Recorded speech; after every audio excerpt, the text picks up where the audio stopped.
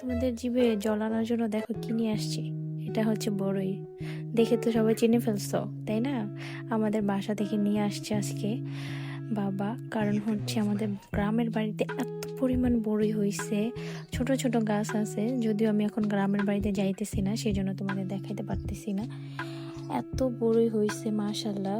তো বাবা যে বড়ই পেড়ে নিয়ে আসছে, তো এই বড়িগুলোকে এতগুলো বড়ি কি করব ভাবতেছিলাম, সেই জন্য একটা জালি ব্যাগের মধ্যে ভরে এগুলোকে শুকাইতে দিব। কারণ এই বড়িগুলো অনেক বেশি মজার অ্যান্ড মিষ্টি। তো ভাবতেছিলাম যে বড়িগুলোকে একটু শুকাই দিই, তাহলে হচ্ছে আচার বানানো যাবে, নয়তো এতগুলো তো খাওয়া সম্ভব না। তো আবার দেখো কি হইলো, ঠাস করে পড়ে গেল আমার ব্যাগটা হাতে থেকে পড়েনি অবশ্য, গাছের থেকে পড়ে গেছে। সো কিছু তো করার নেই। তো তারপরে আমি বড়িগুলোকে একটু দেখাইতেছিলাম তোমাদের জিভে জল চলে আসার জন্য, যাতে তোমাদের একটু দেখে লোভ লাগে, ঠিক আছে? সেই জন্য দেখো এত মজার বড়িগুলো বিশ্বাস করবে না, না খাইলে, সিরিয়াসলি বলতেছি।